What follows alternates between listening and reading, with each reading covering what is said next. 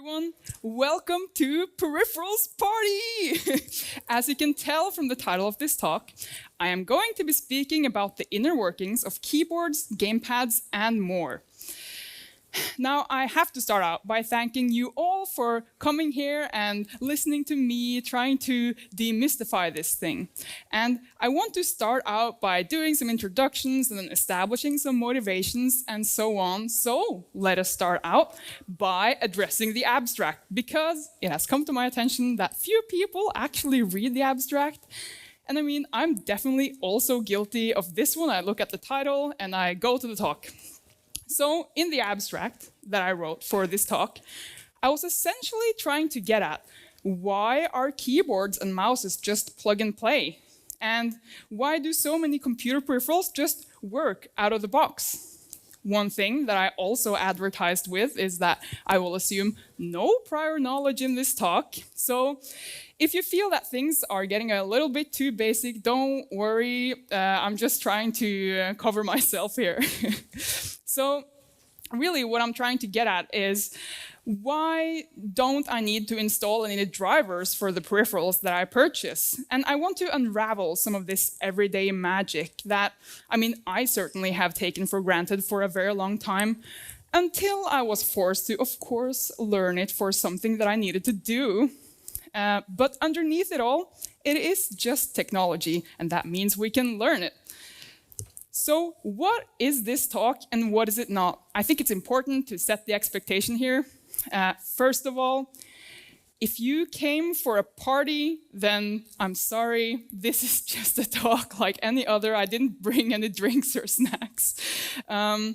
This will, however, be what I like to consider a super close-up view of something that we all use every day.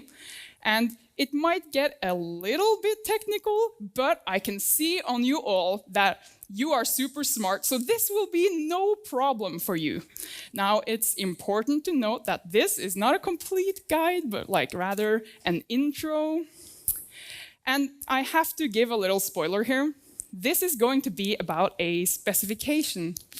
And if you have ever done anything related to a specification, you will know that a lot of specifications are bone dry. They are so boring to read, and I didn't really think about that when I pitched the topic for the talk, because the usage is very interesting, but maybe the specification itself is not so interesting. So the question that I want to answer for myself today is, does it work as a 45-minute talk? And of course it will. I have done my very best to make this interesting, and if anything, I want you to leave NewCrafts saying, I learned how peripherals work, or perhaps even better, maybe 10 years from now, you will be able to scratch your head when you hear about this and you'll be able to say, oh yeah, I vaguely remember how some of this stuff works. So if something sticks, I'm super happy. So now we have set the expectation, and I have to start out by introducing myself. Hello, my name is Embla Flatlandsmo, and I am from cold, dark Norway. My current occupation, if you can call it that, is that I am a student writing my master's thesis in Cybernetics and Robotics. I am a student until June the 5th, so in 1 week I will hand in my thesis. Things are on fire, but I'm fine. And I really like embedded stuff. So me being a student means that I never really worked full-time. And it's also my first time talking for this long. I have done some minor things before for 10 minutes, but nothing compares to this. So I hope things will go well. And a little disclaimer, I am by no means an authority on this field. This is just my impression of how things work. I'm trying to sort of demagify how these things work, but even some things are magical even to me. So some of the things that I say might be incorrect, but if you really need to get into this, then look up the actual specification and just don't sue me when your hobby spaceship blows up because you've tried to control it using a game controller with some code that you saw here. All right, so Motivation. Why would I pitch this? And why would I even go into learning about this specification at all? I think it's important to see how this knowledge can be used. And I want to take you back to my master's thesis. My thesis work involves creating an exercise gaming platform for wheelchair users. Now, wheelchair users are at risk of, well, inactivity, more so than the general population. And then some smart scientists also found that playing exergames is kind of fun. Who would have thought? So the goal here is to make training more fun for wheelchair users by letting them play games. Here it's VR, but this works also for monitor-based games. Of course, this device that I have created needs to be able to interact with computers, and hopefully, at the end of this talk, you will be able to understand exactly what I did and how simple it really is, even though it took me a long time to figure out. And this talk is essentially what I learned. So, what is it that I'm going to talk about? Of course, I have to cover the basics. Don't worry, it's going to be very brief. And then I'm going to talk about human interface devices. Namely, what are they and how do they work? I will mainly be doing this by using two practical examples because this standard is very, very general, and I think you will have an easier time understanding by looking at some examples. Then we're going to do a little recap, and then I will tell you about how I applied these concepts. So the basics. In case you forgot, let us establish some common ground here. Computers speak in bits. And 8 bits form 1 byte. Shocker. Now, computers and peripherals alike, they speak to each other using bytes. That's the basics. We're through it. And next up, I want you to think about the following challenge. I am pressing a key on the keyboard. Sure, one switch goes from 0 to 1, but how do we communicate this to the PC? Do we perhaps give the letter as an input, or do we give the position? And if we do give the position, do we go by row and then column, or column and then row? And what about irregular keys like the space bar? Similarly, for game controllers, we have, for example, a joystick that is being moved. In many cases, this might be an analog value that needs to be communicated to the PC somehow. So, the overarching theme is how do peripherals communicate with the PC? Now you can see here that I have named the PC host, and the peripheral is often referred to as device. And there are many different types of hosts and devices. A host is the system that the user interacts with. It might be a VR headset, a phone, a computer, or a console. Next up, we have the device, which is the means by which the user interacts. Now that might be a keyboard, a mouse, a game controller, or a touchpad. Now often, these devices are human interface devices, which brings us to the question, what is a human interface device?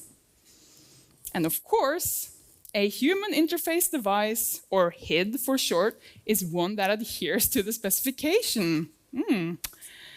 So the goal is to make devices describe themselves in a generic manner so that one driver can handle any input device. That is the goal. It doesn't really work in practice. There's a lot of extra files that sort of mitigate specific hardware-related issues, but this is the main idea.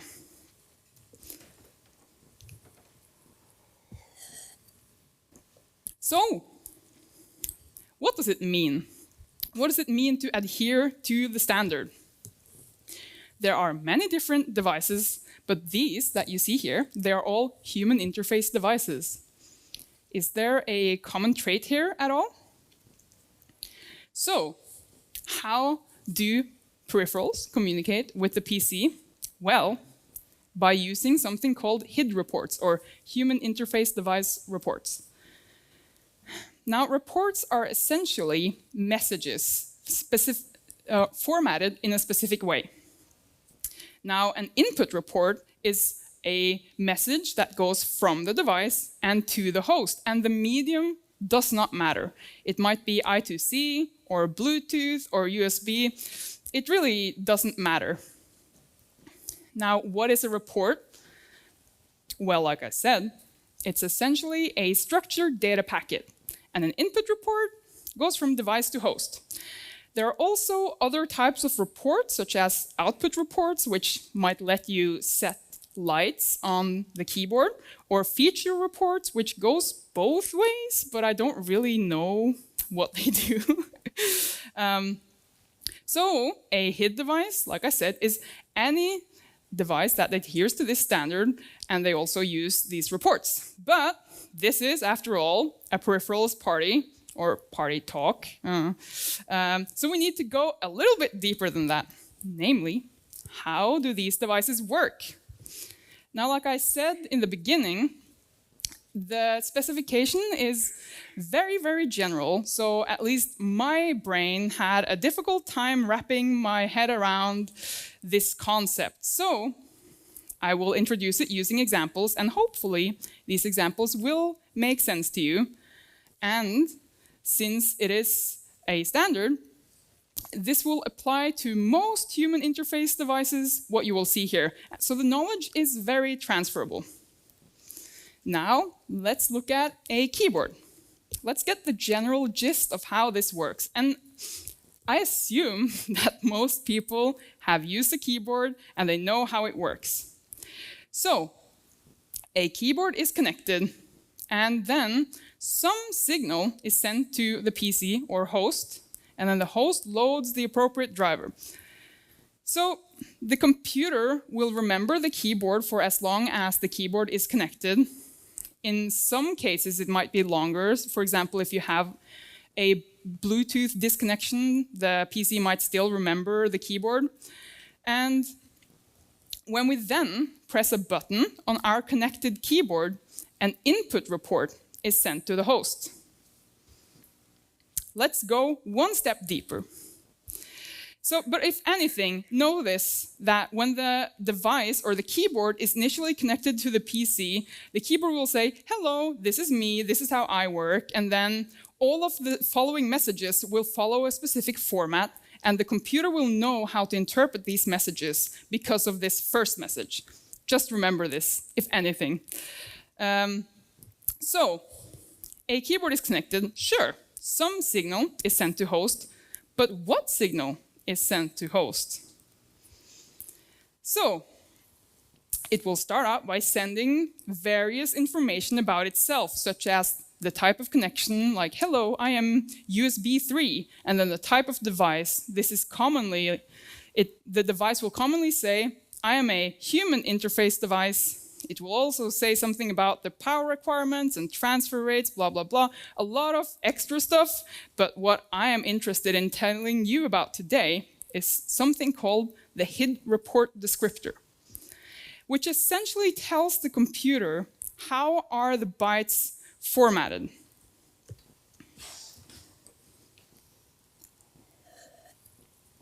So, what is a HID report descriptor? I essentially summarized it for you just now. It describes the format of a HID report, and it essentially says, okay, for all of the following messages, which bytes are going to mean what, and how should you use these bytes? It's also important to note that this is static, so it never changes. So let's look at an example of what a HID report descriptor might look like.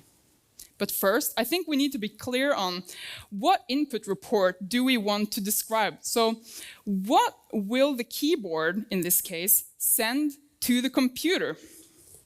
Now, this is completely arbitrary. You're free to define this as you wish.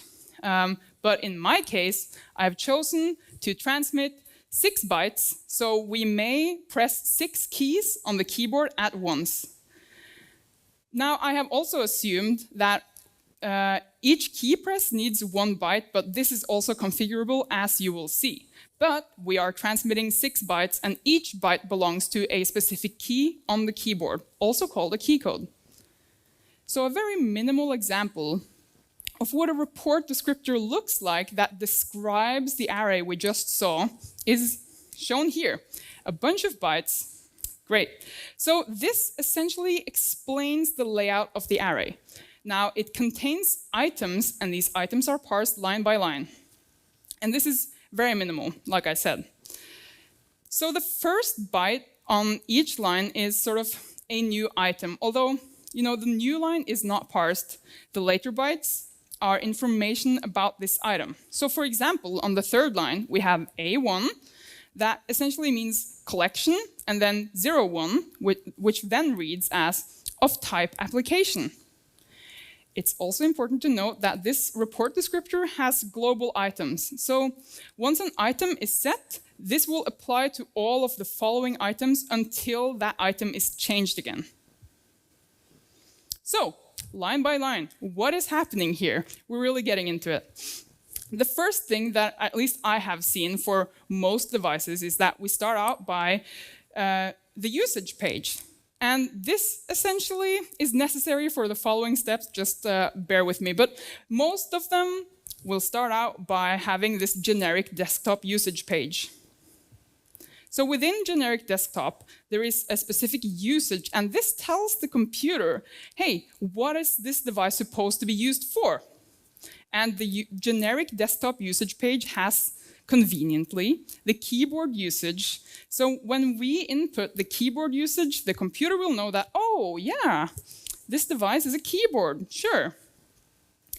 Like I said, all usages are grouped into usage pages, and you will see a couple of different usage pages later on.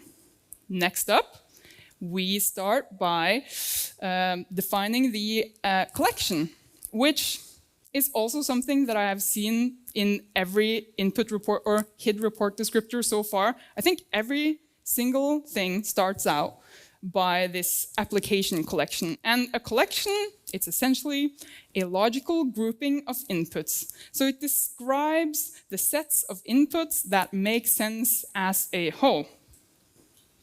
Then we're moving on to the more interesting parts, which is how we define the array itself. We have report count and report size. Now, report count says how many elements are in the messages that you will receive from me. In our case, since we wanted to transmit 6 key codes at a time, we say that the report count is 6. And the report size basically means how many bits are there in each element. And since we are transmitting 6 bytes, the report size needs to be 8. Next up, we have the logical minimum and maximum values, which is essentially expected minimum and maximum values that will be in sort of the numeric field. So if max is 101, then that means that the number inside of this byte field will never exceed 101. Conveniently, I have chosen to use a 101 key keyboard, so this works out fine. Next, we have some key code usage page, and this we are defining here the usage page so that we may access this usage minimum and maximum. Now, the minimum and maximum, they essentially tell the host how to interpret the message that it receives. We will look a bit more at this later, but just know in this exact example, we will have the usage minimum and maximum being the same as the logical minimum and maximum, 101. Finally, we end by defining the input. So this gives the computer a bit more information about how to use the data and so on. And it also ends the entry for a usage. So essentially, the input field will say, okay, everything that you heard so far belongs to this one type of input. All right, so that's a lot. Some of the terms, or well, all of the terms, let's look at them. We have the usage pages, which gives us access to specific usage codes, such as keyboard or usage minimum and maximum.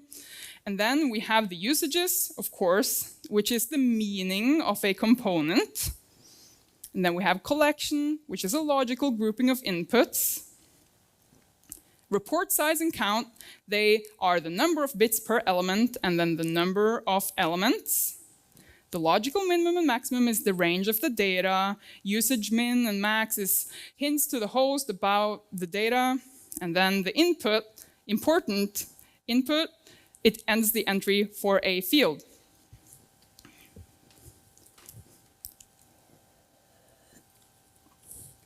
All right. So I have been talking about key codes and what happens when you press one button at the keyboard. So what happens? What are key codes? Well, you might be surprised to hear that this has also been standardized. So when the keyboard communicates to the PC, it essentially communicates a position. Now the language of the keyboard is sent to the computer in this sort of initial connection, right? So, and the language, it might also be set on the PC. So what happens if I press W on my Norwegian QWERTY keyboard? The key code 18 will be sent. The computer will see, oh yeah, she pressed key code 18, and I can see here that she has a Norwegian language layout, and that means it's a W.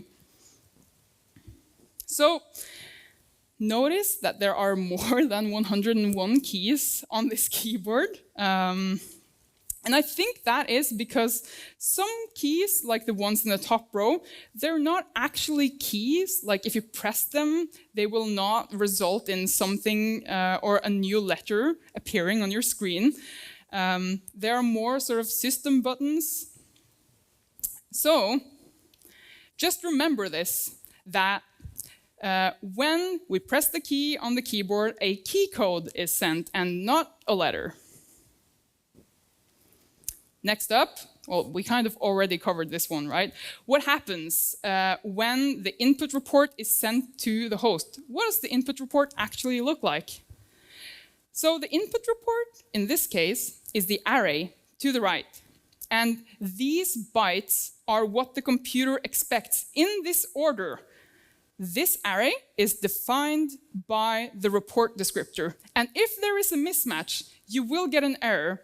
And that is kind of a headache to figure out how to fix, trust me. So we have 6 unique bytes, and we have 8 bits per byte. But this is a very minimal example. You might see that there is no space for keys such as Shift and Control and Alt. So let's look at an actual example of what a keyboard looks like. So here we are. It looks very similar to the minimal example, except for we have 2 additional bytes. Now, the first byte is typically used for modifier keys, and the second byte is reserved for some reason. I have tried to figure out why, but this is just what I've seen.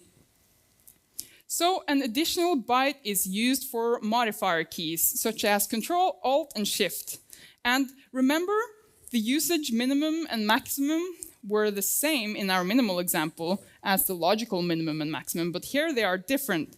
And this is because, I think it's because you have the number, for example, 224, which is the scan code for left control. And then we have 225, which is the scan code for left shift, and so on. So actually, for this specific byte, the order in which the bits are placed is important. But if you really need to know more about this, then it's probably better to just look it up in the specification. Now, note also that we have a report count of 8 rather than 1. And then we have a report size of 1. So essentially we are saying, yeah, we have 8 different values that are each 1 bit. The next thing is the reserved byte. It's not really that interesting, it's very small. So this is essentially how a keyboard works. I think we're well on our way now. Next up, I want to do one more example. Practice makes perfect. And if you understood the first one, you will definitely understand this one too. And if you kind of zoned out, then this is a new opportunity to follow along. So, what is on a game controller? Now, I'm aware that we might not all be hardcore gamers, so let's just be clear. What is on a game controller? It's basically just a bunch of buttons and then 2 joysticks. These 2 joysticks have an X and a Y axis each. And then you can also see that there's this sort of hat switch, which I like to, or we will think about it as 4 glorified buttons in this talk. So what is on a game controller? As you can see, we have the 4 different axes for the 2 joysticks, 12 buttons, a hat switch. And you know, this overview, it kind of looks like an array, right? The list kind of looks like an array. So I have taken the liberty of converting this list into an input report.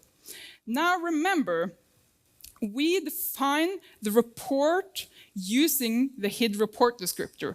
But in this case, I have chosen to go with the input report descriptor first and then figure out what does the report descriptor look like. So here, we see the bits going horizontally and the bytes going vertically.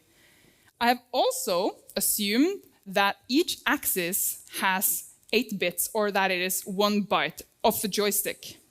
The buttons are all 1 bit each. I mean, it's only on or off.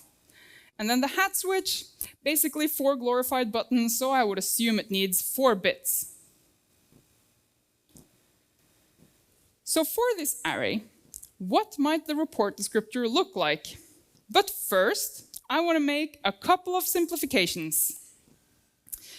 From the first example, we saw a bunch of byte codes. Sure, they are useful, but they don't really, or I don't know about you, but it doesn't say me that much. So let's focus on what makes sense. Let's focus on the comments here. And if you really are dying to know what the byte codes are, then look it up in the documentation. So now that this simplification is out of the way, let's look at the joysticks. Specifically, the 2 joysticks with the 4 different axes. How do we describe this so that the computer might understand? The good thing about working with these types of devices is that this standard is nothing new. It has been done so many times, and there are so many different code examples of this, and it's actually been implemented in a lot of libraries, but if you're like me, then you might want to do it yourself for reasons beyond at least my comprehension. But there is, in any case, so many different kinds of implementations. So one implementation that I found online is an example of 1 joystick. Now here we have a usage page, which is, like last time, generic desktop. But the usage is different this time. We have the gamepad usage. And then I just want to zoom down to the X and Y usage. You see that the report count is 2 and the report size is 8. So we have 2 bytes. And since we have defined 2 different usages, the computer is smart enough to know that the first usage will belong to the first byte and the second usage will belong to the second byte. And then we have the logical minimum and maximum values, which is 0 to 255. It's the minimum and maximum unsigned values for 1 byte. Next up, 2 joysticks. And only 3 lines of code are needed to change from 1 to 2 joysticks. So oddly enough, 2 joysticks are often put together like this. So we have increased our report count from 2 to 4. And we have also added 2 additional usages, Z, and then for some reason, this is what I see a lot, RZ, which I think means like rotational axis Z value. This is what seems to work, and it's sort of been accepted as what everyone does, so I can't really defend it other than everyone else does it like this, and it works for me. So, all right. So we have successfully defined the joysticks, and what is next now? We have 12 different buttons. Should be easy, right? So 12 buttons. Our usage page is button, and we have some usage minimum and maximum, which in this case goes from 0 to 11, which is, I think it's like an enumeration of the buttons, but I'm not really that sure. The logical minimum and maximum values, it's 0 and 1. Each button is 1 bit, and we have 12 buttons. Finally, we end the field with input as usual. We're almost there. The hat switch. 4 buttons, remember? So the hat switch has its own usage, apparently. And the minimum and maximum goes from 0 to 8. Now, it is 8 because you can only have 1 button active at a time. So if the button that you map to be the most significant byte is enabled, that will be 8, even though we have 4 bits. So report size of 4 and report count of 1. Good. This is basically how an input report descriptor looks like for a game controller. We started out by defining the joysticks, and then we moved on to the 12 buttons, and then finally we declared the hat switch. So this explains the array that the computer might expect. All right, it's a lot. It took me a long time to sort of digest, and I still don't know everything like super well, but I made something that works, which gave me a good reason to not look so much into all of the details. But we are through the heavy thinking, no more reading these byte codes line by line. So, a quick recap. The general gist of how all human interface devices work. Let's cement this knowledge so that 10 years from now you will be able to recall something. All right, so the keyboard is connected and a signal is sent to the host, or and this signal contains a lot of different information. Among others, the HID report descriptor. And the HID report descriptor essentially contains byte codes which tell the computer how to read all of the remaining, or well, all of the following messages. So now that the computer has received this first initial message, it knows how to interpret all of the later messages. And then, when we press a button on the keyboard, the input report is sent to the host. And recall that the input report is defined by, or well, the computer knows how to interpret the input report by using the initial HID report descriptor from earlier on. So it reads this array and maps it into the correct actions. So in short, we have the HID report descriptor, which essentially tells the computer how are these bits and bytes laid out, and what are you going to use them for? And then we had the input report, which is a message that conforms to the layout that is described by the report descriptor. So, what can we use this knowledge for? Of course, you can use it to make your own peripherals. For example, temperature-based, audio frequency-based, maybe like an IMU or movement-based thing. Or what about wheelchair-based? That reminds me, I was going to explain to you what I was doing in my master's thesis, and you will understand this now. I swear, it is very simple. So, back to my master's thesis. Recall, wheelchair exergaming, maybe in VR, that's optional. And you sit on the roller, as you can see here. You sit on the wheelchair on the roller, and you roll in place. So what I do is I have a device that measures the rotational speed of these rollers, and then it transmits this to a VR headset, but it might also be a computer. To make this device compatible with as many hosts as possible, of course, I had to emulate a game controller. So the VR headset using this game controller report descriptor will be like, yeah, that's a game controller, and I have some games here that use game controllers. So sure, this is going to work. And recall that the HID report descriptor for a game controller looks like this. So the computer detects it and will be able to use this input into a game, and you don't have to do any additional things to get it to work.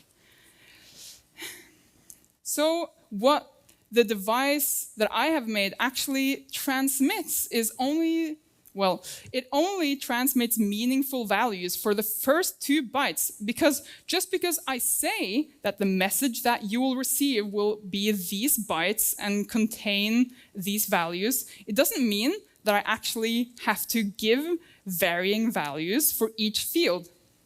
So I am keeping all of these scratched out values in neutral values. That's like 128, or it might be 0.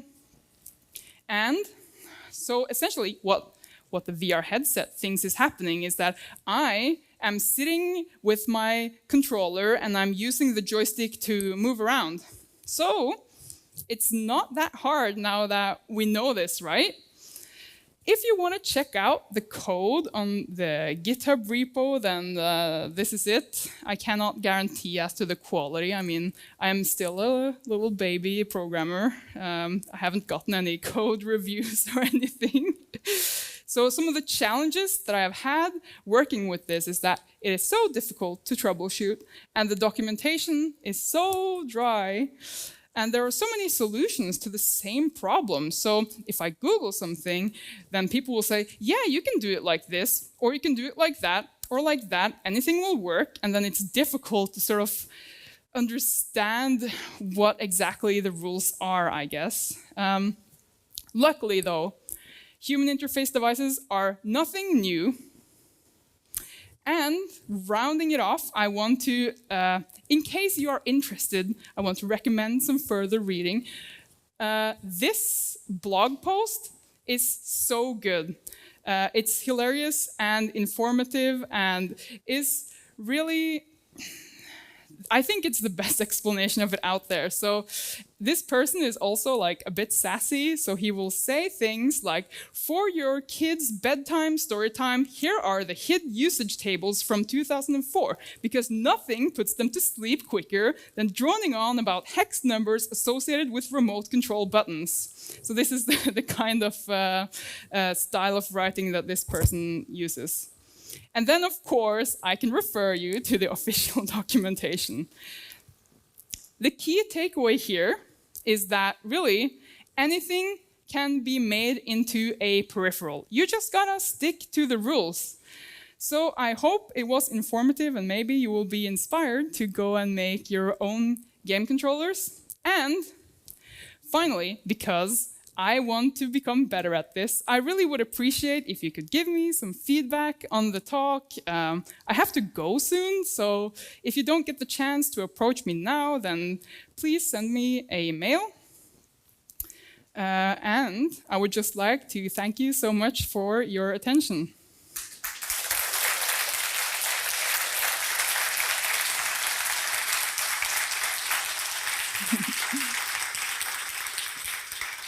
I think we have time for some questions too. So if anyone has any questions, then I can try my best to answer them.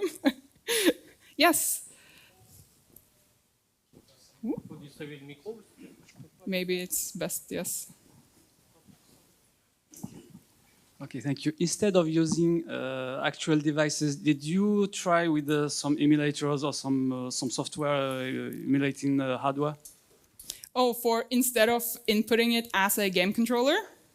I mean, instead of using the actual game controller, did you?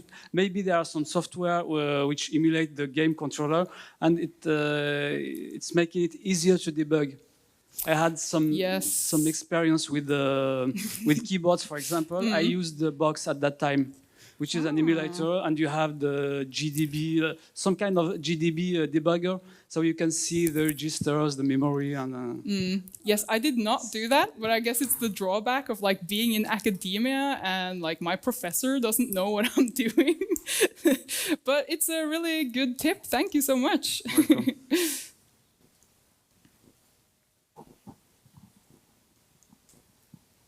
All right. Well, if you have any questions, then please approach me. I will be here until like 14:30. Otherwise, I'm available via mail. So thank you so much.